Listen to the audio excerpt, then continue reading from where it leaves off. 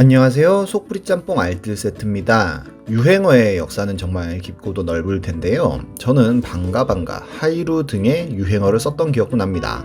이렇게 수없이 많은 유행어들이 생겨나고 또 사라지는데요. 이번엔 대체할 만한 단어가 없어서 지금은 아예 표준어처럼 사용되고 있는 유행어들을 모아봤습니다. 그럼 한번 볼까요?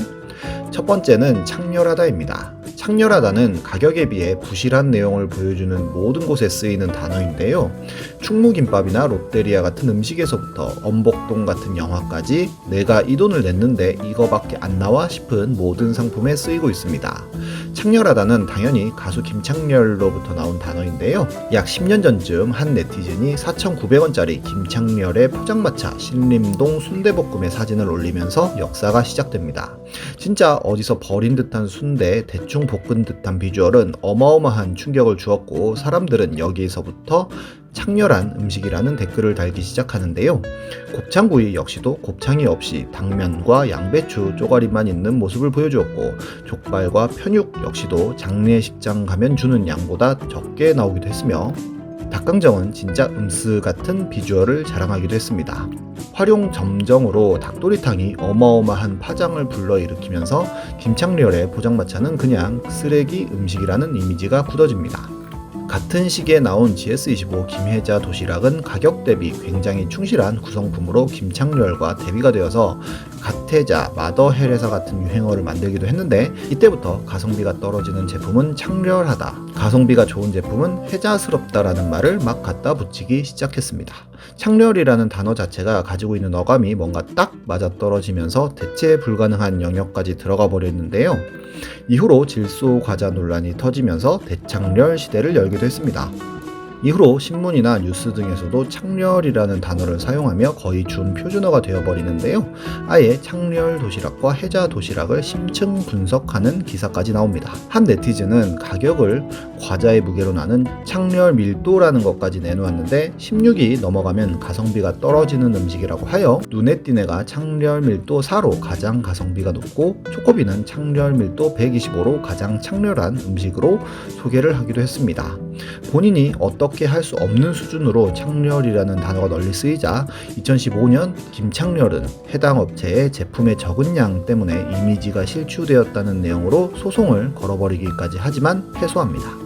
이름을 김창렬로 개명한 김창렬은 그리고 실추된 이미지를 다시 회복하겠다며 김창렬 도시락 시즌2를 런칭하기도 하지만 구성은 좋지만 개당 1만원이라는 웅장한 가격 덕분에 그냥 김창렬 도시락 2로 불립니다. 대체할 수 있는 단어로는 저질, 불량, 부실, 비효율, 빚 좋은 개살구, 실속광 등이 있지만 창렬하다의 묘한 느낌을 살리지는 못하고 있습니다. 다음은 리즈 시절입니다. 보통 예전 전성기 시절을 뜻하는 리즈 시절은 참 많은 곳에 쓰이고 있는데요.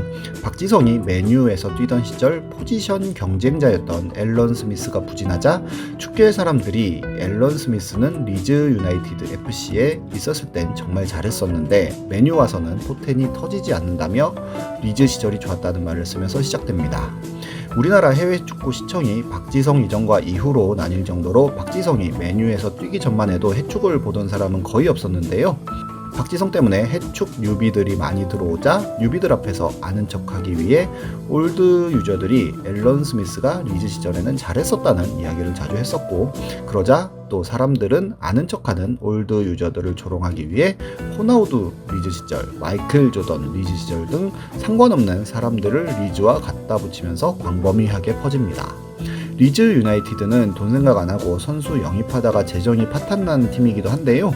그래서 영국에서는 리즈 시절이라고 하면 돈 열심히 쓰고 망한 시절이라는 뜻을 가지고 있다고 하니 재미있습니다. 대체할 말로는 전성기나 황금기 정도가 있으며 반대말로는 흑역사라는 단어가 있는데 흑역사라는 단어도 건담에서 옛날에 일어난 우주전쟁의 역사의 뜻으로 나온 단어였는데 지금은 뉴스에도 아주 당연히 쓰일 정도로 표준어에 가까운 단어가 되었습니다.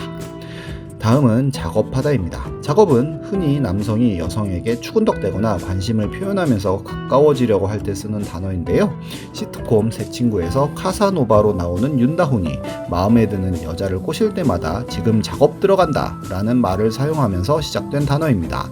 이는 진짜로 2003년자로 국립국어원 신어자료집에 수록이 되었고 정말 작업한다는 단어 외에는 대체할 만한 단어가 없습니다.